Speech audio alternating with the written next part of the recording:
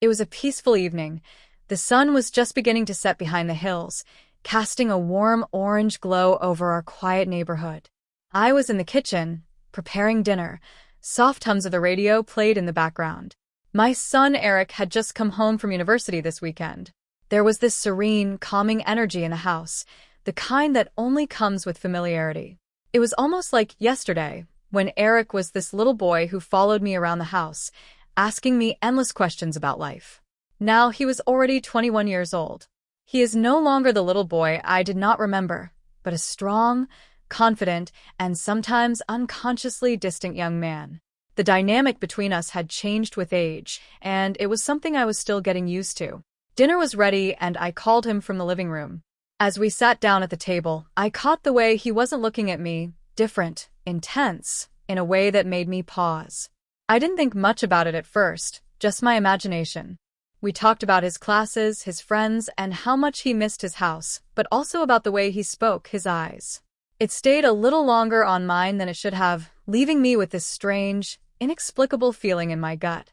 After dinner, we decided to watch a movie together, a custom we always followed before he left for college. The living room was more comfortable than usual, with the soft cushions and dim lights, making it just perfect for a quiet night. I really couldn't remember the last time we spent such a peaceful evening together. As the film was filming, I found myself watching it a lot more than I should have, noticing how it had finally grown into itself. He was no longer the child I had raised, but a man, and just as I was starting to feel a strange sense of unease about the thoughts that were running through my mind, he leaned over to me on the couch. At first, I thought it was an accident, that it was something that happened all the time, this kind of chance contact. But then his hand brushed against mine, and a spark flashed through me. Something electric, something I knew I shouldn't feel. I withdrew my hand, surprised by the intensity of the moment. "What's wrong, Mom?" he asked. His voice was soft, almost worried. I looked at him, my heart pounding, not knowing what to do. "Don't say anything, my darling, just tired, that's all." But I tried to push that feeling aside and pray that he hadn't understood it, and still in that deep part of me, I knew in that moment that something had changed, something we could no longer ignore. There was this line between mother and son that seemed to suddenly blur, and even though neither of us had crossed it, the air was heavy with unspoken thoughts. So we sat in silence, the movie buzzing, but neither of us paid attention to it anymore. I got up to tell her I needed to go to bed early, but as I walked away, I couldn't shake the feeling that something had changed between us. As I lay in bed that night, my mind raced. I knew I couldn't let this feeling grow.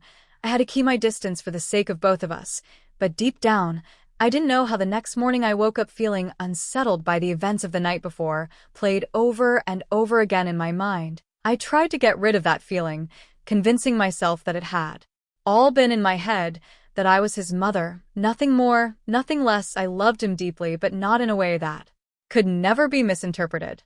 I was irrational, I said to myself. Eric was already up when I came downstairs, sitting at the kitchen table with a cup of coffee. He greeted me with a smile, as if nothing had happened. Maybe it was really nothing, just a strange moment that only I had noticed. I decided to get it out of my mind, at least for now. "Morning," I said, forcing myself to smile, trying to look as normal as possible. "Morning, Mom," he replied, in a relaxed, easy voice. I thought I would hike later. Want to join me for a hike? It had been ages since we had done anything like this together. I hesitated for a moment, not knowing if I should spend more time alone with him after how I had felt last night, but I remembered that it was just a mother and son spending time together. There was nothing wrong with that. "Sure," I said. "That looks nice." Later in the afternoon, we went to a nearby trail, a place we had been to several times when he was younger. The air was crisp, the sky bright blue, and for a moment everything seemed normal. We walked. We walked side by side, talking about nothing in particular. Old memories, his plans for the future, the usual chatter. The more we walked and talked, the more I laughed, felt comfortable with him, thinking that I might have overreacted the night before. But as we moved along the path, there were times when our conversation fell silent, leaving a lasting silence heavier than it should have been. At one point, as we reached a clearing that offered a spectacular view of the valley below, Eric stopped walking and turned to me. "You've always been there for me, Mom," he said, his soft but serious voice. "I don't know what I'd do without you." There was just something about the way he said that caught me off guard, that vulnerability in his tone that suddenly made my heart ache. I smiled, trying to lighten the mood. "Well, you won't have to worry about that anytime soon," I joked. "I'm not going anywhere." He didn't laugh. Instead, he moved closer, his eyes fixing on mine. "No, I think so," he continued. "You have always been more than my mother. You were everything." I froze. The words snagged in the air, heavy and thick with a meaning I wasn't ready to talk about. I searched his face for an indication that he was only sentimental, that it was just a harmless hug, but something in his eyes, something that made my heart do another little leap like he had done the night before. "Eric," I said, my voice being little more than a whisper. "You know how much I love you, don't you?" "Of course," he said, getting even closer. "I love you too, more than you realize." My heart was pounding. This was not how a mother and her son were supposed to talk, to look at each other. My mind screamed at me to step back, to put a little distance between us, but my body felt frozen in place. "I think we should go back," I said, my voice trembling. "It's getting late." But before I could turn away, he reached out to me and gently took my hand. The touch was innocent enough, but the way he clung to, the way his thumbs slowly grazed my skin, made my stomach twist in a way I couldn't ignore. "Mom," he said softly, his voice filled with something I couldn't really name. "I don't know how to say that, but something I shouldn't, and I think you felt it too." Panic washed over me as I pushed my hand away, pulling back, my heart pounding in my chest. "Eric, stop," I whispered, my voice being nothing more than a trembling breath. "That's not what you mean. You're confused." He looked at me, his eyes a mixture of confusion and pain. "Mom, I'm not confused." "I know how I feel." "No," I repeated, shaking my head once more. "It's not fair. You are my son. We can't." The sentence hung there unfinished. The words were too dangerous, too heavy to be spoken aloud. Eric let out a deep breath. His face darkened, and his eyes showed the emotion of every word he uttered. I know, it's not right, but I can't help how I feel, and I don't think you can either." Tears flowed as I did my best to keep my emotions in check. This was not the case. This could not happen. I needed to stop it before it got worse, before we did anything that we could never take back. "I am your mother," I said, my voice breaking, "and I love you, but not like this." We can't." The words hung between us like a thick, suffocating fog. I could see the pain in his eyes, the way his shoulders were slumping in defeat. He nodded, looking at the ground as if he was ashamed. "I'm sorry," he whispered. I didn't want to. I didn't want to make you uncomfortable." I swallowed hard, trying to suppress the overwhelming mix of emotions that was swirling inside me. "It's I'm fine," I said softly, though I wasn't so sure it really was. "Let's go home." The way back was suffocatingly silent. Eric didn't say a word, and neither did I, heavy between us. The weight of what had been said on the trail remained silent. I watched the road as if I were in slow motion, my mind faltering to understand what had just happened. I couldn't believe the words that had escaped his lips, the feelings he had revealed. It was as if everything I thought was so safe about our relationship was overturned. Finally, when we parked in the driveway, Eric mumbled something about going to his room. I didn't try to stop him as he disappeared down the stairs. Slumping on the couch, my body began to shake from the emotions I was finally releasing with all the things I had held back since that moment on the trail. I didn't know how to make sense of it all.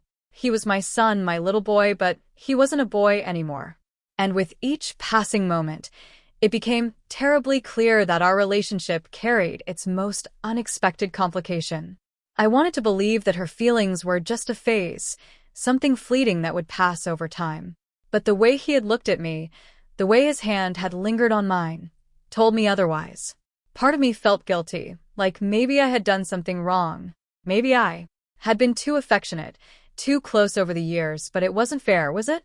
Mothers were supposed to love their sons, to feed them, to be there for them. That was all I had ever done, But now it all seemed to be tainted by the strange tension that had developed between us, and I didn't know how to fix it. The rest of the day, I tried to avoid it, to take care of household chores and anything else that could distract me from the confusion I felt.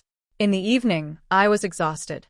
I didn't want to face what was to come, but I knew I couldn't avoid it forever. Eric and I couldn't go on like this, pretending everything was fine when in reality it was far from it. That night, after lying in bed for hours, tossing and turning, I heard a knock on my door. Immediately, my heart sank because I knew it was him. "Mom, can I come in?" Eric's voice was soft, almost hesitant. I didn't mean yes, really. My mind was screaming at me to create some distance between him and me by saying no, but deep down, I knew I couldn't keep avoiding him. I had to deal with that, even though it was going to make me uncomfortable. "Let me in," I said softly, and I pulled up the blankets around me as if they could protect me from the storm of emotions about to descend. Eric entered, looking as conflictual as I was, unsure as me. He stood at the edge of the room for a moment, not sure what to do with himself. After a few seconds, he sat on the edge of the bed, but kept his distance. "I'm sorry," he said, his voice heavy with regret. "I shouldn't have said what I said earlier. I don't know what got into me." I nodded slowly, trying to find the right words. "I know it's confusing," I said, "but what happened earlier can't happen again, Eric. We have to be careful. That's not how things are supposed to be, I know." He whispered with his eyes down, "But it's so hard, Mom. I don't know why I feel like this." I tried to push him away, but it just keeps coming back. His words hit something deep inside me. I felt an overwhelming feeling of sadness for him, as both of them imagined themselves being there. But there we were, trapped in a web of emotions that neither of us knew how to unravel. "I'm your mother," I repeated, my voice, soft but firm. "That's all I can ever be. You know it's true." He looked at me, his eyes filled with pain, but he nodded. "I know," he said. "I don't want to lose you." "You're not going to lose me," I assured him, "but we have to set boundaries. Eric, it's dangerous territory for a while." There was a silence between us. The tension from earlier in the day still persisted, but there was also a tacit understanding that things could not remain as they were. We both knew it, even when neither of us wanted to fully realize it. "Probably better if you go back to school tomorrow," I said softly. "I think we need space for our heads to clear." Eric nodded with a sad expression but said softly, "Yes, maybe you're right." The next morning, he packed his bags. The air between us was thick with unresolved feelings. I wanted to give him a hug, to tell him that everything would be okay, but I couldn't force myself to do it, not after all that had happened. When he finally left the house, she felt emptier than she had been in years. I sat on the couch looking out the window and trying to digest it all. I knew we both made the right choice by putting a little distance between us, but it didn't make it any easier. The relationship between a mother and a son was supposed to be simple. Pure. Yet ours had become something quite different, something that none of us knew how to handle. As the days went by, I tried to get back into my routine, but it wasn't the same.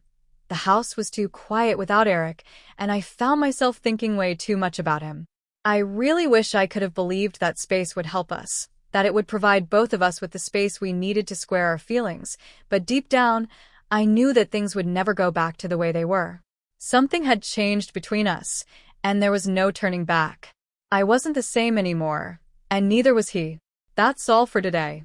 Thanks for watching, and just listen to my story. Don't forget to subscribe and tap on that notification icon for more videos like this.